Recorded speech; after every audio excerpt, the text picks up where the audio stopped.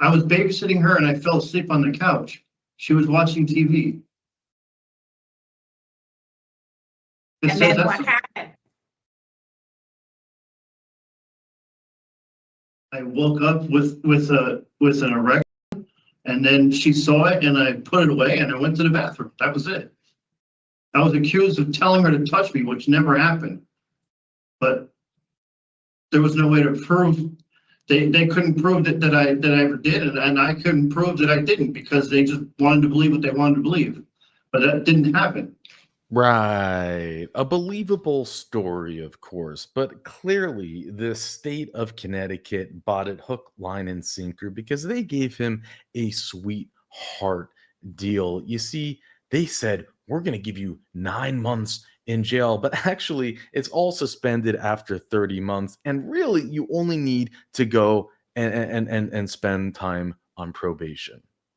Now, he violated that probation immediately, and that's why he is here in prison and up for parole, but he will deny everything. He is what you might call a perpetuant man-child, but he is probably going to be coddled by the Connecticut Parole Board, not put in his place, not reprimanded, not told to shape up or just ship out, as in back to your cell. Now, there's something interesting or ironic about this case, and that is he shares the same name with the infamous Chris Hansen sting when they caught their man, again with the same name, Michael Gentile, back in 2015 in the sting operation. They kind of look similar, don't they? I don't know, something with this Connecticut folks out here. But anyways, let's go jump in and watch the remainder of this parole hearing, and I'll share a surprise with you at the end. Michael Gentle, 437704. This hearing is being conducted in consideration for a parole application for Michael Gentle, 437704. He is serving a sentence of 9 years execution suspended after 2.5 years with 9 years, 11 months of probation for violation of probation and risk of entry. Excuse me. As of today, records reflect the eligibility date of March 22nd, 2025. There is no victim input in this case. There is an offender accountability plan for the offender. It has been reviewed and shows the offender has completed the following programs. No programs has been completed today. Utilizing the statewide offender risk evaluation system scores, the offender's overall score from the rating falls in the high range. It's also a Saturday 99 score, which equals a 1, which falls in the low range. This is your opportunity to express to the board why you should be granted parole. Mr. Gentle, this is your opportunity to make an opening statement of why you believe you're suitable for parole. Okay. Can you hear us? Yeah, a little bit. It's hard to, it's a little garbled, but I made a mistake with the violation of probation that I did, and I accept responsibility for that. And I just want a chance to get back to the world and get a job and back to my family and, Okay. do the right thing. That's all. I'm hoping for a chance to get back to my life. That's all.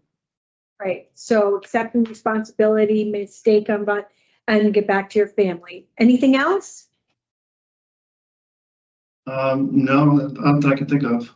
Okay. Well, we're going to ask you some questions, so we'll gather a little bit more information. All right, Ms. Chance will begin with questions this afternoon. Okay.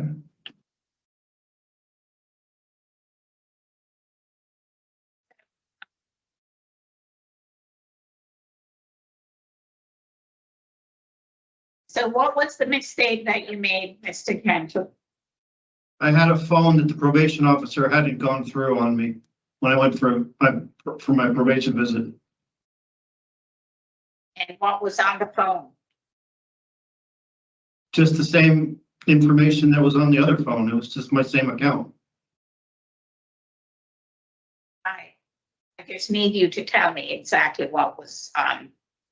I wasn't using that phone. It was, the screen was broken and I only used it for the time. That's why I tried to explain to the probation officer I wasn't doing anything nefarious or hiding anything from him. There was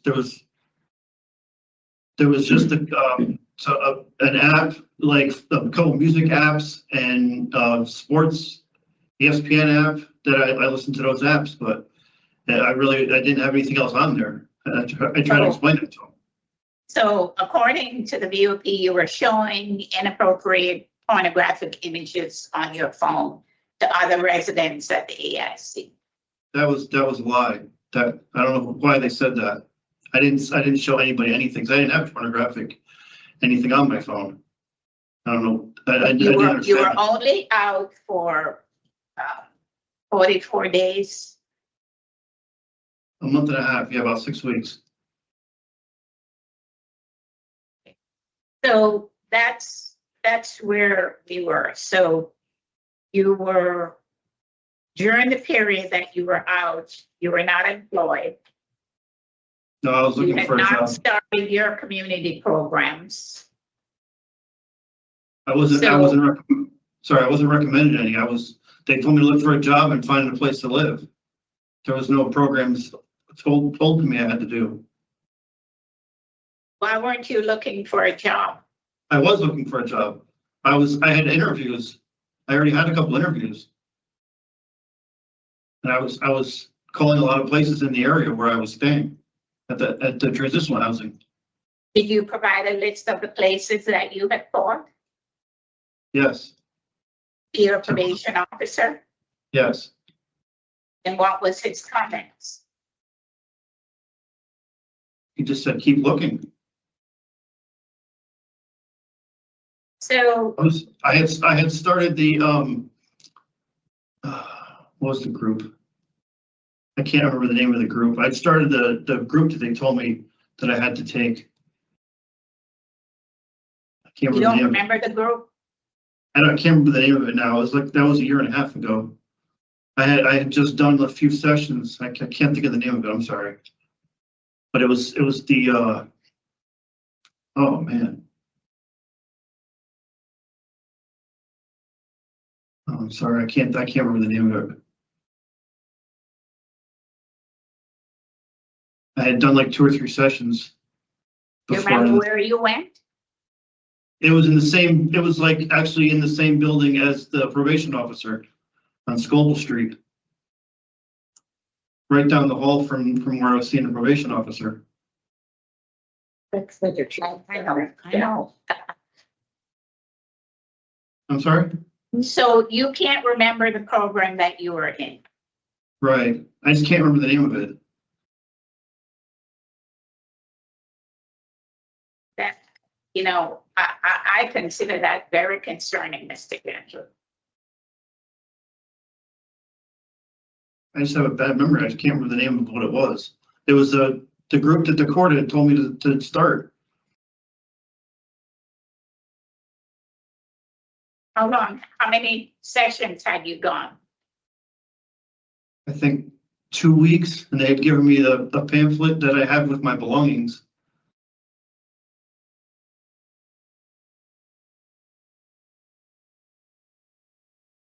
So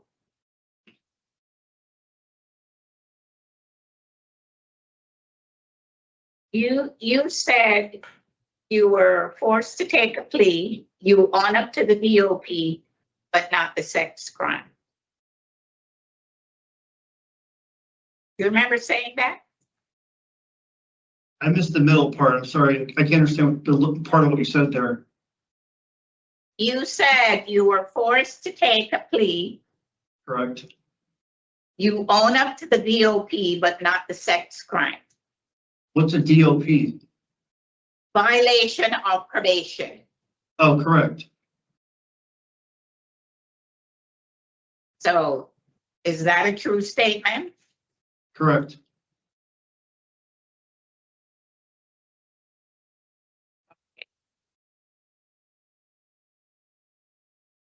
Mr. Gentry, I am so concerned only because you can't remember the group that you're in, you are participating in, that I am just flabbergasted.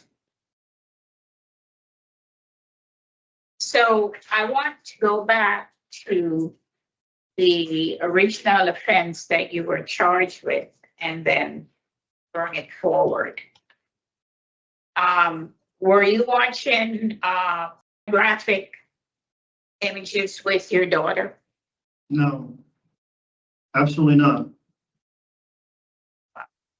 I was babysitting her and I fell asleep on the couch. She was watching TV. It And says then that's, what happened? I woke up with an erection, and then she saw it and I put it away and I went to the bathroom. That was it. I was accused of telling her to touch me, which never happened. But there was no way to prove, they couldn't prove that I ever did, and I couldn't prove that I didn't, because they just wanted to believe what they wanted to believe. But that didn't happen.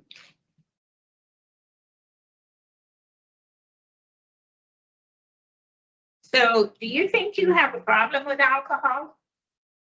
No. I know I don't.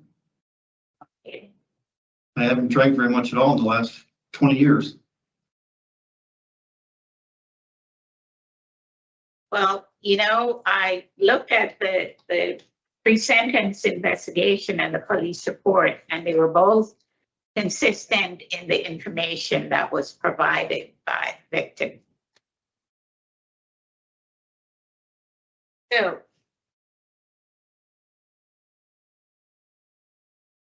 do you think there is a need for you to participate in sex offender treatment? Honestly, no, because I never had a history. I don't have any sex offender issues that I was accused of.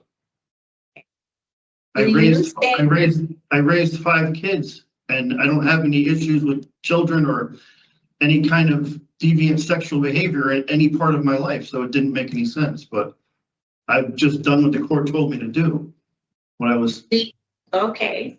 Do you think you have a problem with having stable employment? No. Once I had a job, I was able to keep it. What's the longest job you've ever had? About 3 years. Where? Costco. Where? I was also at Cumberland Farms for a couple years before this happened. But where did you say your longest 3 years was at? Cumberland Farms one, I think, because that was more recent. I was at 3 different locations. They moved me from the Fairfield one to Ansonia, and then I was there for almost 2 years. Do you think you have problems with maintaining positive relationships? No, Do you think you have good relationship with the people that you're associated with? yes. I have a few church friends and my ex-wife that I'm good friends with still.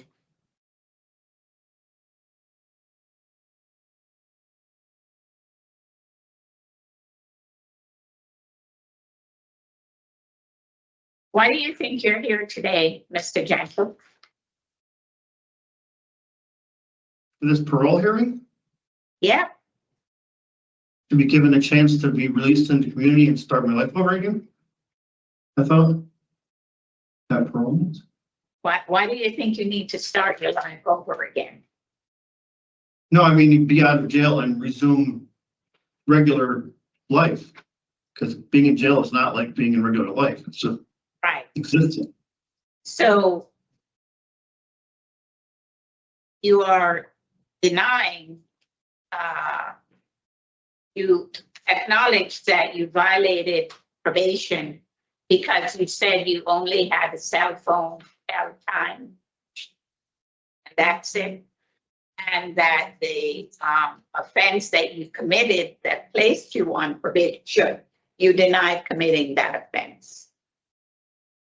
I deny part of what they're saying happened that didn't really happen. Correct. And I never heard anybody say anything about me showing pornographic images to my daughter. That was never in any of the court cases. I don't, that's why I'm still not understanding why you asked me that, because they never brought that up. That I was never. asked you, it said that you were showing inappropriate photographic image on your phone to other residents at the EIC. Oh, I thought you said in the original case. That didn't happen either, but I thought you asked me in the original case that I show those images If to my you have daughter. ever shown pornographic, I didn't say you were, I asked you if you ever shown her pornographic. No, I was just wondering, I didn't understand why you asked me that though, because I was never accused of that. I would never show my kids pornographic images. I'm only speaking about one person. Correct. That's the person that you were charged with risk of injury. Yes, ma'am. Okay.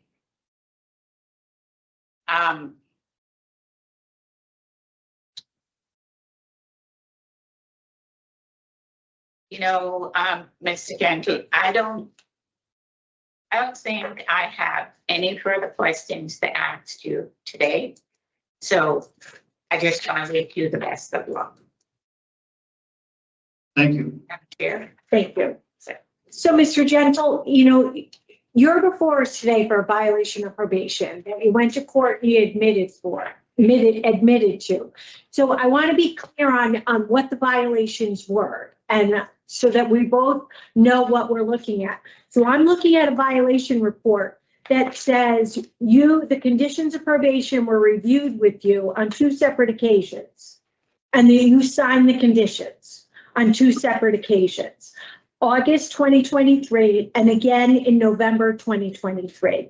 Now, for your types of offenses, there are a lot of very specific conditions, and they do involve what type of phone, how many phones, and you are allowed to have a phone for what purposes? For Looking they're looking for employment and contact and being able to contact my family. parole And and it was- contact. The probation officer had me factory reset it so that there was nothing on there.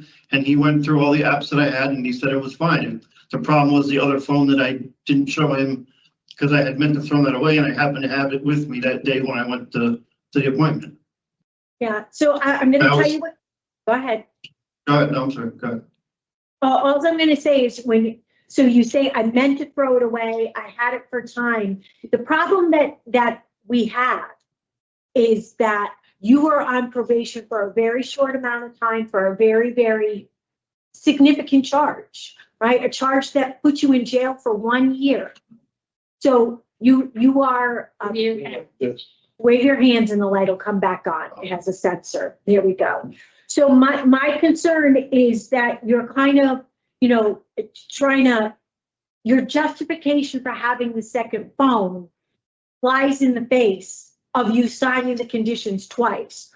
Also, when you acted confused about the phone, and then when you opened the phone for the probation officer, right? So you had the phone, they took it, you gave them the password, they opened the phone, it was signed into you on a Google account and an email. Now, this is the second phone. And according to our information, the probation officer observed hundreds of pornographic images downloaded from the internet That's onto not this true. phone. Well, See, I understand why you said it. That's not true. I didn't download anything from the internet. were there pornographic images? Were there pornographic images on that phone? Absolutely not. There was pictures So- from there was pictures from female friends of mine that were in any of my Google photos that I entered that I went in. There was no downloaded I knew the restrictions I was under and I purposely didn't go on any pornographic sites. I definitely did not download anything. I never did not. That is absolutely not true. Okay, well, you admit, I'm going to stop you because you admitted to this in court. So basically, what it says is hundreds of pornographic images were downloaded from the internet, and also pictures were sent to you from women that you saved to your phone. Right, So those I had on there for years. Well, you just told it, that you said that somebody gave you this phone, that it had a cracked screen and that It you was were a only screen. using it for time. Right. So that, those are, when you say those pictures were on there for years, May I say something? To be well, I'm honest also with you, gonna, go okay, ahead. go, no, you go ahead.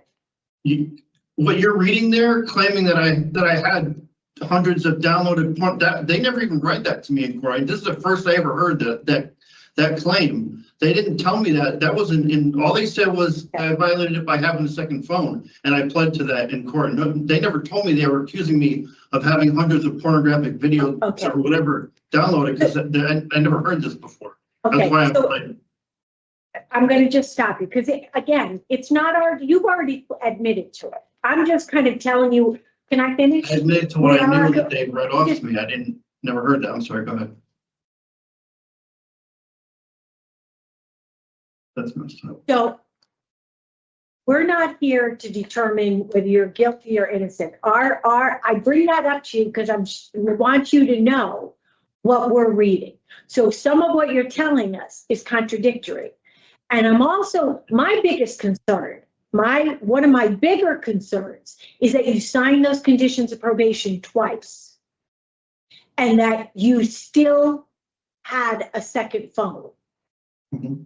And tried to conceal that from probation. So, you know, a lot of times we see people falter with probation a little bit further down the road because you get a little comfortable, you get a little complacent, you're doing okay. But right off the bat, you know, you're still in the halfway house and you're still trying to beat the rules, you know, circumvent the system. Well, that's what it kind of comes across as. I understand that's the way it looks, but that's not really what I wasn't trying to purposely. Okay. So I our understand. I understand it looks that way because it's such a Yeah. short period of time. Right, so our purpose is here today is to determine whether or not you're suitable to go out on parole, right? And we understand you had just started the sex offender treatment program. You had only been there a couple of weeks, and that you're doing the short-term program now. Yeah, it's only 2 weeks left Right. of that. It's almost And finished. I have there's only 2 Thursdays left of that. It's almost finished. Okay. And for somebody that denies the offense, is there anything that you're getting from that program that you think is going to help you down the road? Anything about maybe yes. Is there anything that you think will help you down the road?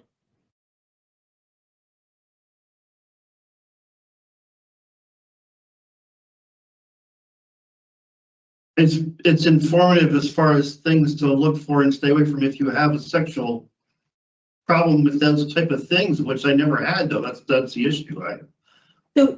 So I'm not sure really how to answer that. Okay, so there's nothing that you can get from that program that will help you when you're back out in the community in any way. Yeah, there's, like I said, there's been some informative things about how you think of how a person can think of things a wrong way from your past and stuff like that. And there's, you know, there has been some information that's been helpful in it being there, but like I said, I never had any problem sexual behavior. Well, you are starting to get a little bit of where I was hoping that you would go, is that, you know, how things are sometimes perceived, situations that you put yourself in that maybe put you at risk, put other people at risk. No, you have a long way to go. You still have 9 years of probation. You have 10 years on the sex offender registry. So you have a lot of figuring out how to live in the community without finding yourself back in prison. Mm-hmm. You know, and there's a lot to be learned from these programs if you let yourself. Yeah, I've been trying to extrapolate as much as I can from it. Okay. All right, Mr. Gentle, thank you so much. Mr. Pohl, all right, Mr. Pohl has no questions. So we are going to deliberate now, Mr. Gentle. Ms. Chance? Ms. Gentle is currently serving 2.5 years for the violation of probation, because based on the information that we were provided, he was showing pornographic images to people at the KIC. Mm-hmm. He's totally denied that. He could not, of concern, he could not remember the program, the sex offender program he was participating in while he was out those 44 days that he could not remember. I found that very concerning. He's currently participating in the short-term sex offender program. I'm hoping that, in time, he might be able to gain some information from it, because he's denied committing the offense. So I don't know if you're denying something and you're in a program for it. I don't know how to translate deny versus, the actual information. He has voices on his OAP, which he has not taken, and I think that's important for him to take. He has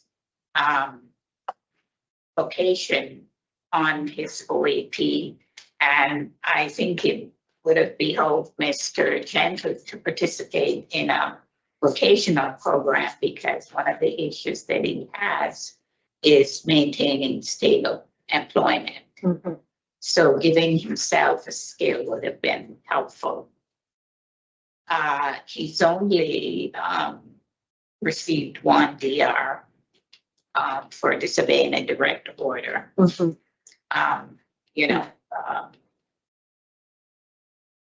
And in terms of substance abuse, he does have addiction services on his OAP, but he's reported no problems with drugs, with alcohol or marijuana.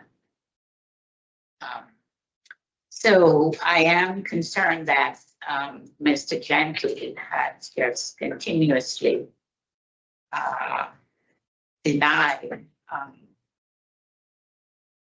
some of the problems that he's serving time for, primarily the sex assault for and the risk of injury to child. So it is concerning. He has not completed the programs on his OAP. I am hoping that when he does complete the voices, that he will have a better understanding of the impact to others. He never expressed any remorse for what he did. Yes, I have. Other than he made a mistake and wants to get back to his family. So for me today, I have Mr. Gentle denied. I do not have him coming back. Mm. Thank you, Ms. Chance. So I agree with everything that you've just summarized in terms of Mr. Gentle. So I guess my concern primarily is that there's a lot of denying things occurred. And I'm looking at just the violation of probation at this point. We're kind of past the instant offense, right? He's on probation, he was in treatment, and the being on probation was giving him an opportunity to reacclimate to the community, to participate in treatment. And treatment deals a lot with individuals who, claim their innocence, didn't do it, or, and then supports them in other ways to move forward and figure out how to live in the community from there on. I think it's hard to assess Mr. Gentle at this point, because there's so much of what we have in reports that he said didn't happen. Now, he is doing the program. I am a little concerned that he's struggling to even allow himself to get anything from it. it is unfortunate. Instead of getting off from it, I don't understand why you said. Oh, okay. I don't know. I had some thoughts about bringing Mr. Gentle back and giving him an opportunity after he did all those programs, but I definitely did not have him voted to parole today because he does need to finish that program. The disciplinary report is also concerning. That was just in April. So it was last month. That's a problem too. And I guess for me, most concerning is that he really was on probation for an extremely short amount of time and hadn't even gotten past the halfway house before he was trying to manipulate. And then couldn't really remember the program. Yeah, that's okay. So, Mr. Pohl, what are your thoughts? Well, my thoughts were along the line of yours.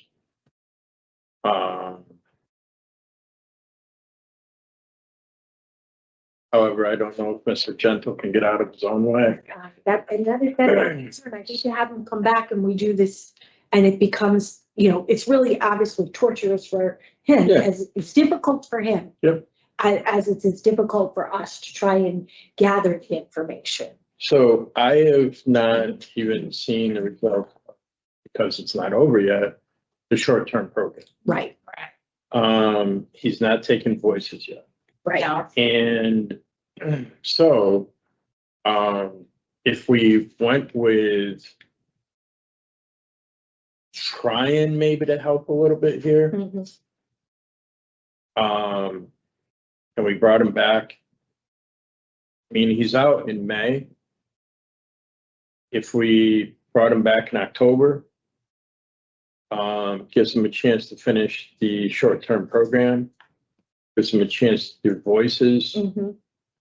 Gives him a chance to be 6 months out from a DR Mhm. without getting another one. And Mhm. it's like incredibly obvious right now why he got the one that he has. That's the thing, because as it is, he said he's denied a halfway house with DOC.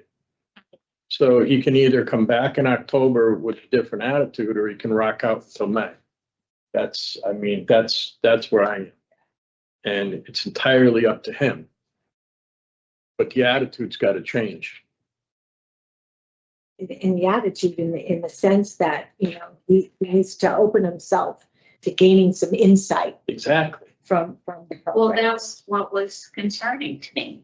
Exactly. And if you can't remember a program that you have gone to, are you going to be able to say even what he did in those 2 or 3 weeks that he was there?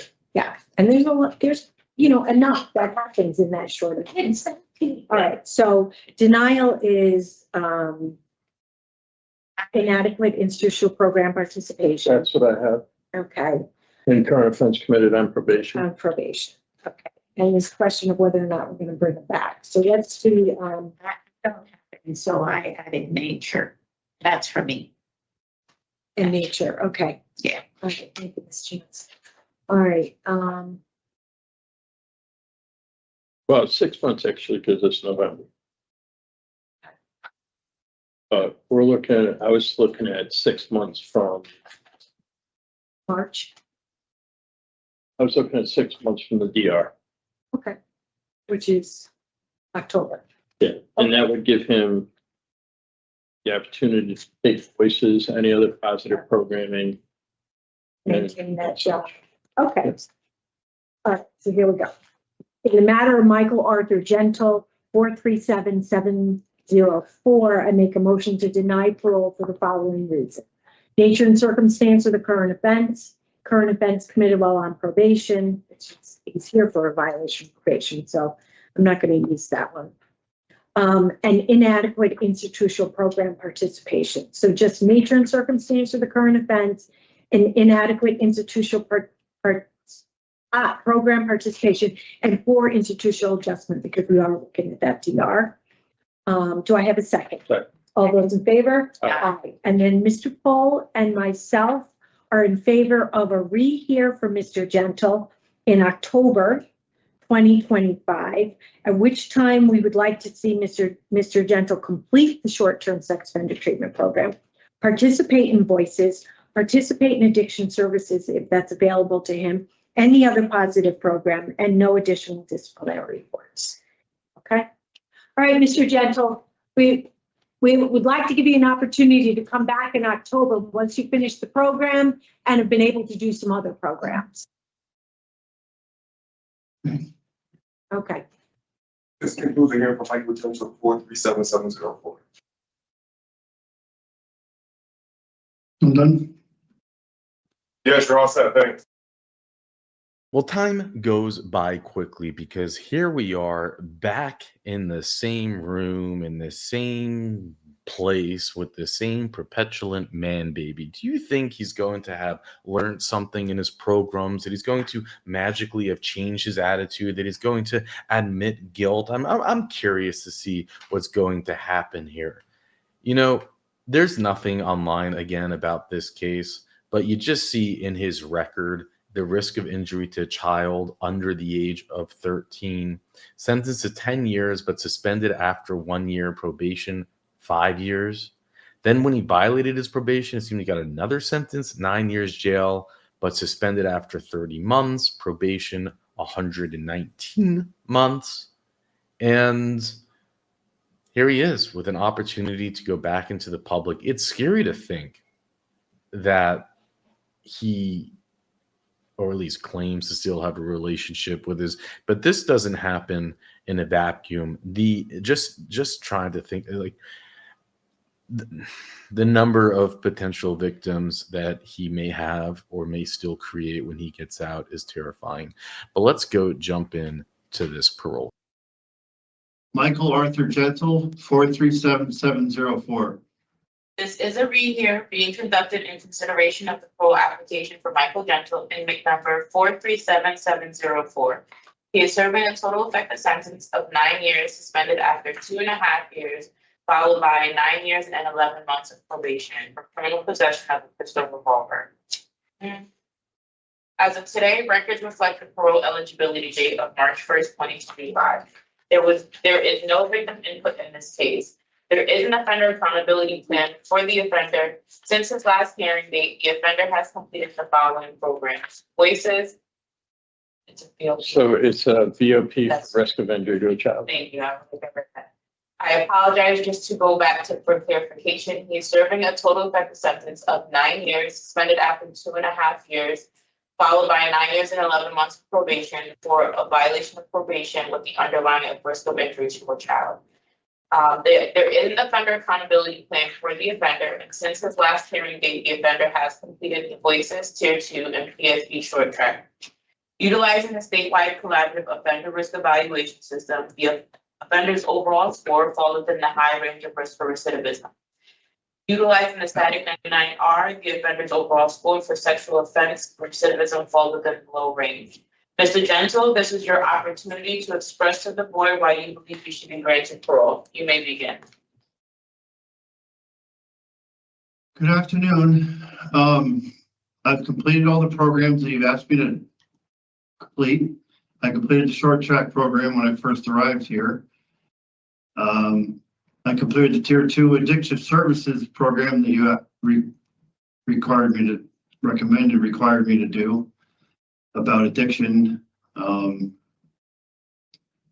I completed Voices and learned some things from other inmates in there. And I've changed a lot since I've been here. I'm very more mindful of my surroundings. And I've learned a lot from a lot of people around, the inmates around me, about, you know, having respect for each other and having respect for, you know, everyone's personal space. And I continue working my kitchen job. I had a janitor job I also volunteer sometimes to do. And when I get back out into society, I have my kids, my older kids to support, my ex-wife Maria, my father, who's going to be visiting me this afternoon or evening. My Aunt Marilyn has left me some money to help me get an apartment and a car so I can resume my working. You know, I work retail job overnight. That's what I did when I came in, and just want to resume my life. Hey, thank you, Mr. Gentle. You know what we do here. You've seen myself and board member Smith Palmieri in the past. Board member Sarkov is with us as well here. And so I don't want to get, I don't need to go that deep into this, right? The reason why you're here is you got out, you were doing some programming and actually chose to come up with some videos that you were sharing. So you're shaking, so you're shaking your head, but that's what it says. For That was what was probation. That was what was reported by the halfway house by somebody that lied, and I couldn't prove it in court. Okay. I didn't share any videos with anyone, and there was nothing ever violating. I proved that in county when I authorized the state to go through my phone that I never went on the internet and I didn't violate anything by going on any internet or having any sexual related videos. I explained that in the prior hearing, and I explained that to the court, and my public defender explained that to the prosecution also. Okay, so we're not. So what's changed since the last time you saw us? Maybe that's where we need to go. What's changed since the last time you saw us? I've changed as a person, and I'm just a better person than I was before coming into jail. I'm just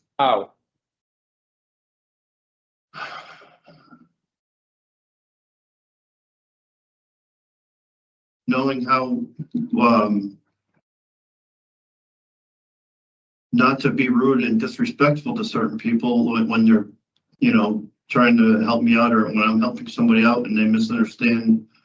When I'm trying to be nice to people, and in jail it's difficult because then they want to take advantage of you. But, I'm just a nice, good person. So I've always been a nice, good, loving, giving person. I go to church twice a week here. I'm missing service right now, but I was going to church before I came in here. I'm just a good person. And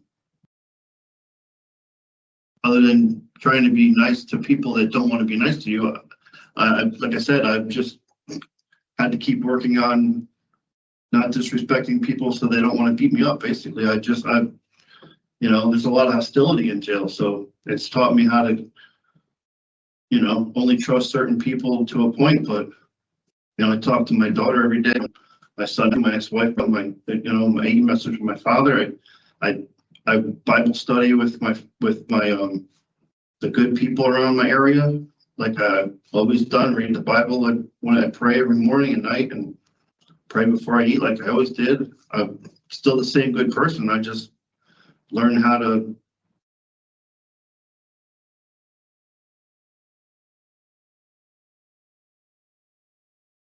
Okay. So when I was go ahead. When I also learned in that addiction services class with Miss Cologne about the fact that sometimes people are addicted to, like, you can be addicted to work, you can be addicted to addiction has more to it than just, like, most people think it's just about drugs, when it's about addicting to money, or addicting to women, or addictive things about anything. Like people like me, I just work too much, and I was always working, and sometimes even though I always was trying to do the best thing I could for my kids, they were living with their mother. So I feel guilty that if they were staying with their mother, I'm talking about my two older kids, Joanna and Matthew, but I was working, trying to provide for them and seeing them. So I was addicted to working and spending time with them. But I learned a lot from the other people in that room about their drug addictions over the years, and the things they did, and a lot of things that I wasn't a part of out in the streets and stuff like that. But I learned a lot from people that things like that. Sure. So, you know, in talking about programming, you know that you're gonna have to engage in treatment for problem sexual behavior in the community, right? Yeah, that was in the connection before when I was on probation at near the halfway house, I had just started doing the connection. I had the paperwork for it. So I was trying to tell her in the June meeting, but I just couldn't remember the name of it. I had the packet and I was all doing that program. I was in the first like 2-3 weeks of it. Okay. You know that you're gonna have to do that again? Yeah, I was planning on resuming that and resuming the probation. I just can't do it in Waterbury because it's a really bad area. That's why I told him I need to be in New Haven or Bridgeport in an area where I'm closer to.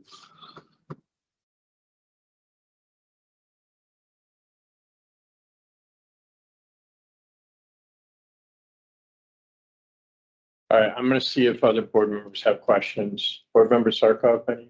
Thank you, Mr. Chair. So, Mr. Gento, I just want to go back to the violation of your probation to make sure I understand your position. Why was your probation violated? I walked down the street from the halfway house and I had a phone that I was using that the probation officer had allowed me to use for like just the music apps and going on the internet looking for jobs, like basic stuff like that, which I had already factory reset and he had gone through.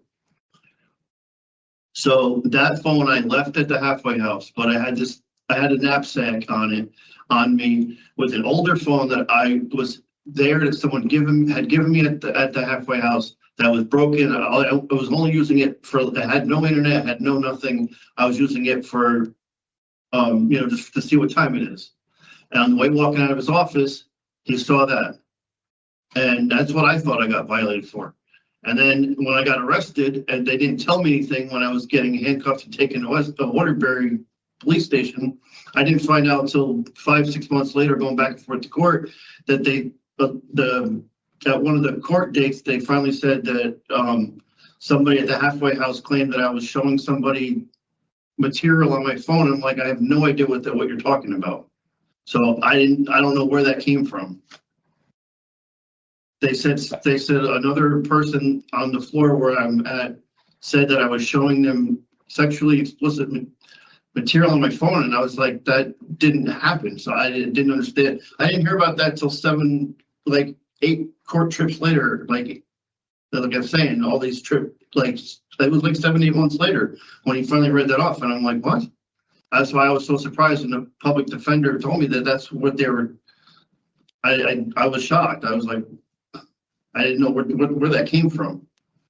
So that was when I had them, I had to authorize the state crime lab with the paperwork at the Torrington court for him to go through the phone, and they said there's nothing on here to violate today. That's what the public defender said.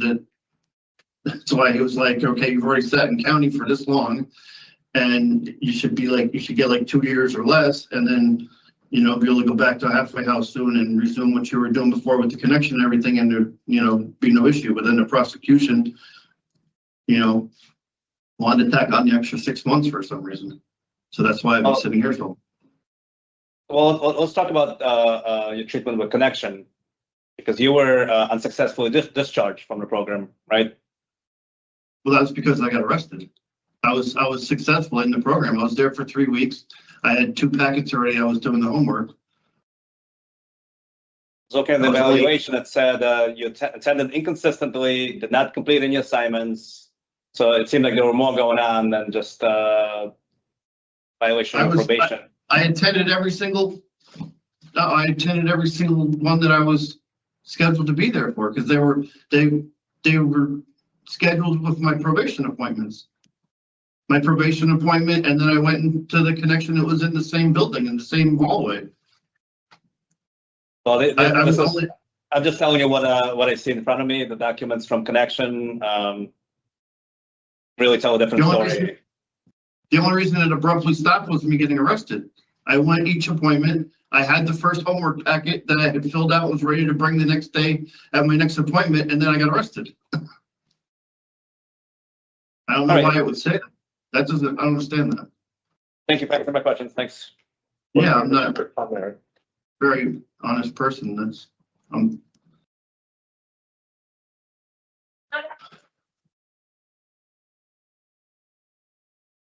Mr. Gentle? So we appreciate the fact that you were able to come back before the panel, having completed some additional programs. I still think that you're not quite understanding the violation of probation, which was really for having another phone also. I mean, so when you sign the conditions of probation, you're only, the idea of No, I understand. electronic. I do understand that. I do understand that. I fully accept the responsibility for my actions of having the other phone. That's why I took the guilty plea. I fully understand that. But it's the part that I don't, this whole thing about what they said at the halfway house of me showing somebody something that was never on my phone, that's the part that is untrue. That's all I'm saying. I fully took responsibility. That's why I took a guilty plea on having the second phone. Because I wasn't supposed to have that the probation officer hadn't gone through. I did accept that. That's why I took the guilty plea. And there were images on the second phone. Which is the same thing. No, the images were of female friends of mine from years past. And none of it violated anything. That's what the public defender and the prosecution both agreed on. And the images were on the phone that you were telling time with? Because it's in my Google account. Anywhere I sign in, it's in my Google Photos, just like the old pictures of my places I've gone with my kids and all the friends of mine. Okay, Those so are Mr. old Gentle, pictures. what's the lesson going forward here?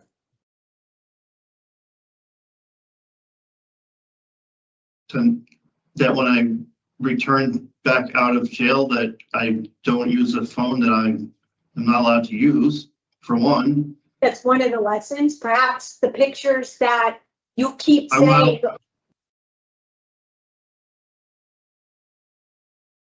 The pictures that you keep saying were older pictures, maybe that you need maybe you need to delete that Google account and start fresh. Right, that's what I was trying to do. Yeah. That's what I was trying to do. That was what I was in the process of doing. That's why I wasn't using that anymore. I wasn't using that account. Well, Mr. Gentle, I certainly hope that you're able to do well on probation, because it doesn't seem to me, first of all, you struggle to listen. You seem to struggle to take responsibility. I don't think there's additional programming to do to help you. I with can't that. hear you that well, and I can't see. That's why I struggle to listen. I'm a very good listener. I sit here and listen to people talk to me all the time. I don't have my glasses still. They got stolen here 9 months ago, and it's hard for me to hear you guys. That's why I'm trying to pay attention to what you're saying. All right, so here, I'll speak a lot louder.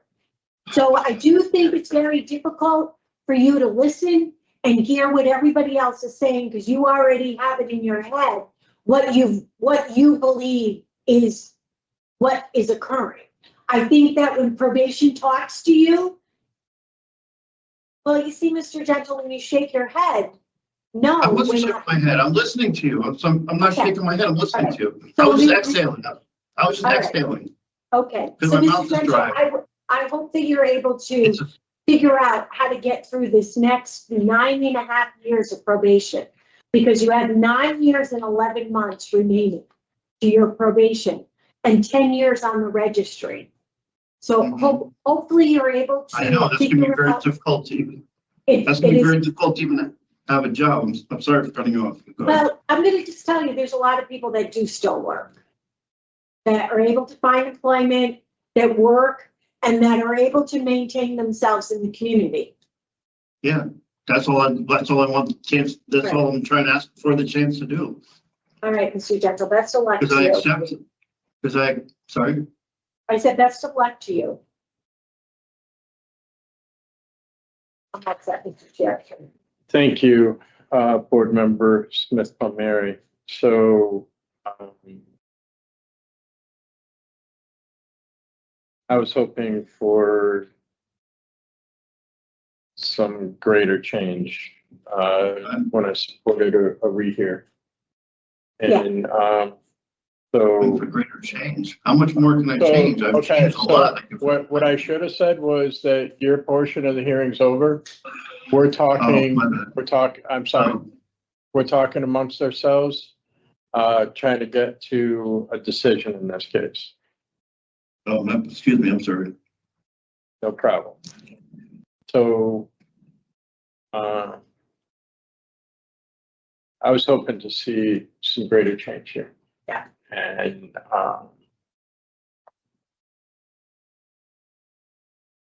Can I jump in? yeah, you can, you certainly can. So I know that Mr. Gentle he's frustrating to have a conversation with. Yeah. Because I do think he struggles to listen. I think he's struggling with how he sees things to have been and how he's been wronged. So that's part of it, I think, for me. What's difficult about having a hearing again today with him.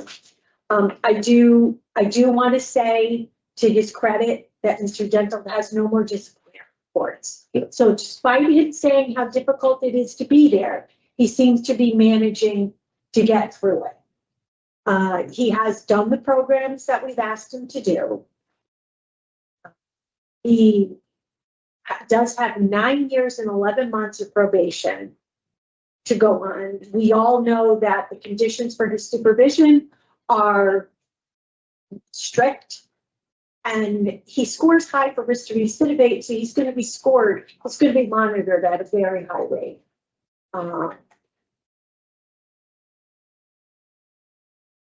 I think we can go back and forth about the violation of probation. I mean, the bottom line for me is he's done the programs. He needs to be back in treatment, I think, to really have the best opportunity to move forward with his life and for him to understand and appreciate what the original offense was about, how he found himself involved in that, because he still seems to be struggling with that also. Yeah. And it makes his own worst enemy. Could be the other three that's there. I'm inclined to grant Mr. Gentle discretionary parole. He doesn't make it easy, because I think he's struggling to hear what is before us, as opposed to what he thinks is here. Yeah. And how he thinks he's been wronged. But I do look at that he's done the programs that he was asked to do. He's managed to not have any more difficulties. He does have some place to go. He does have support in the community, but he doesn't make it easy. And I think that part of that is the connection. They don't just deal with sex offender programs. And I think that some of what we're dealing with right now doesn't deal with the sex offender program, but deals with those things that need to be stabilized before you can actually really engage in treatment. And so, yeah, I mean, just because I want to put aside the fact that Mr. Gentle seems to not be open to hearing what the panel is offering him in terms of opportunity to move forward, but exactly. I'm very open. Oh my God. So Yep, just true. I'm very open. You're new to this. I am new. To this hearing, I should say. Sorry, I was not previous panel, but I am a denial. I just, I'm not really hearing any insight or change, and I guess has some work to do, and he has a lot of time of probation. Complete his sexual behavior treatment. He's on probation. I don't know, Mr. Cole, what are your thoughts? So- I'm torn on this. So, well, you know what? I'm torn too, but where I am is that he did do the treatment inside. He took tier 2. He took voices. He's done what we could get him to do. I think that we're dealing with more than just treatment for problem sexual behavior. And that he's dealing with right now is something that the connection also deals with. And that's, there isn't, for me, the only reason or the only thing that keeping him there until next May would accomplish is something, punitive, because it's like,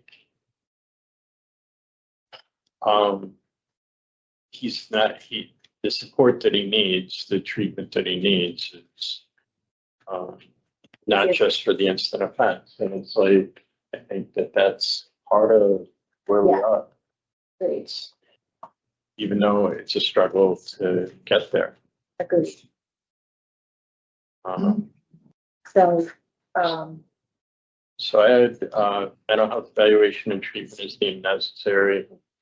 Sexual behavior treatment, no contact with minors without parole officer's permission, restriction on pornography, enhanced internet and device monitoring, all based upon his violation, agreed, and no contact with victim AG. correct. Okay.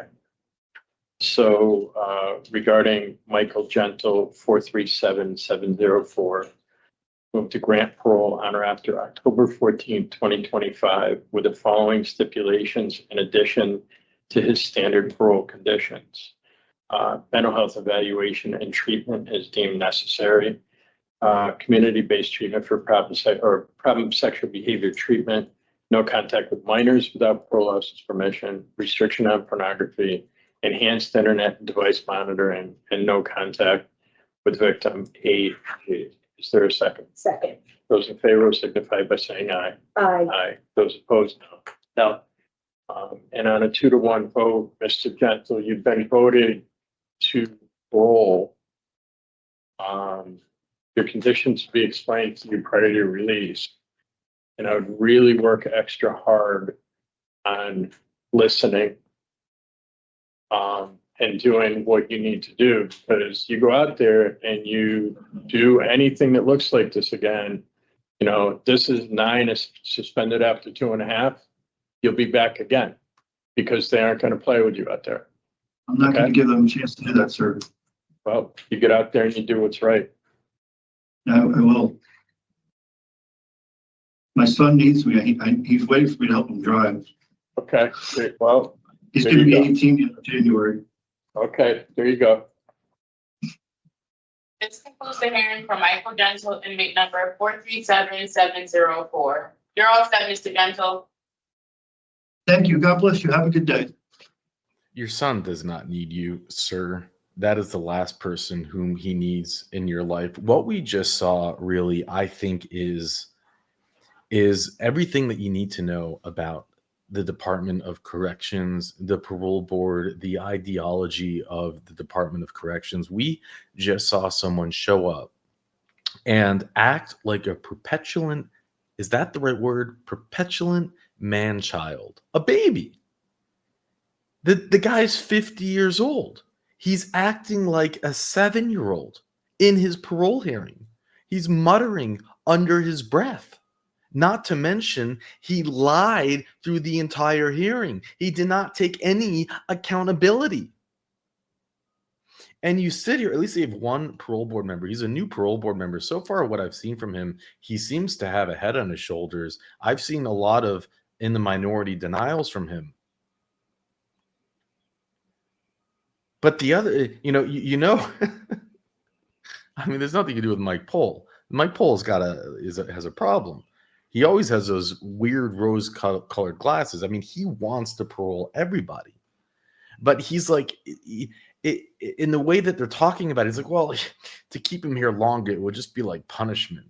He needs programs on the outside. And it's like, it would just be punitive, and it's like, no, no.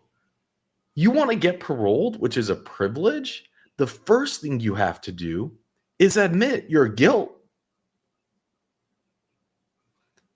There is zero chance, zero, that second phone that he had with him, which was illegal to have, he had one phone, his backup phone, was only so that he can use it for the time.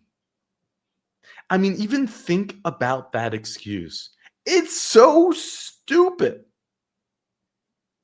So no, sir, until you can admit that you were using that phone to look at content that you're not allowed to look at because clearly you are so addicted to looking at it that you will risk your freedom, and you are so dumb that you will show it to other people. And think about the fact that it's the underlining offense where he had that material in front of his daughter. This isn't even just some random thing. He's clearly dangerous. He went along and took a second phone, and when his cue probation officer, parole officer found it, I bet you he smashed the glass as an attempt to break it. That's probably what happened. And they go, and of course, smashing the glass won't do anything. And they find those hundreds of images, which then he is saying, oh no, it was tied to my Google account, my friends. I have all these women that are sending me pictures. Yeah, okay. Okay. Sure. That's exactly what it is. Obviously, you only had this phone to tell the time because your other phone couldn't tell the time.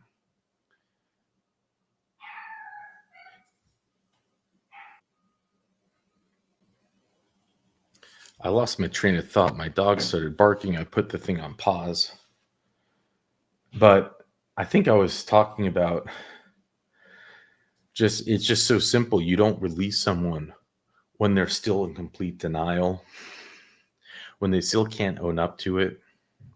He's done nothing to deserve to be rewarded, not to mention how crummy his attitude was the entire time, like a child muttering under his breath.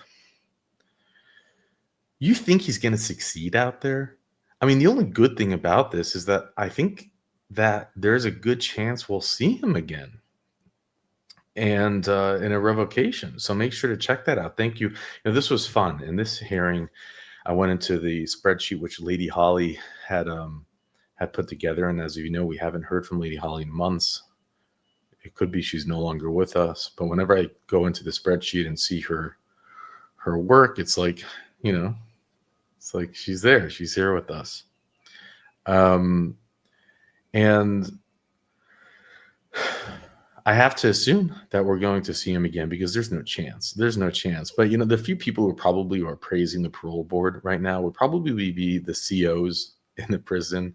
If he had a cellie, I mean, you could tell this guy is miserable to be around. But now he's going to have to be in a halfway house. I mean, you just hear, he's like, oh, I don't have my glasses and my hearing is bad. Shut up. Shut up. It's a man-child, a real man-child. Has never held a job. How he has had 5 or 6 kids is just on it. I don't know who these women are that are doing this with these just complete losers, but there's something. I don't know how that happens. But have you guys seen my dog? I don't think I've ever met him. Coco, come here. Want to say hi? Let me introduce you to Coco. Here he is for the first time. Coco. So he was my mother-in-law's dog. She got him, like this.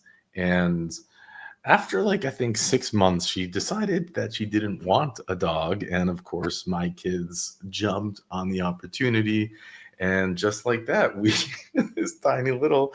He's so small. He's like a stuffed animal, but he's pretty smart, and he's cute, and he keeps like the family. You know, it's like there's always like this another child running around. It's kind of cute. It's really cute actually. But yeah. Anyways, so there you have it. And with that, I'll let you go. I was babysitting her and I fell asleep on the couch. She was watching TV. It And says then that's- what happened? I woke up with an erection, and then she saw it and I put it away and I went to the bathroom. That was it. I was accused of telling her to touch me, which never happened. But there was no way to prove, they couldn't prove that I ever did, and I couldn't prove that I didn't, because they just wanted to believe what they wanted to believe. But that didn't happen.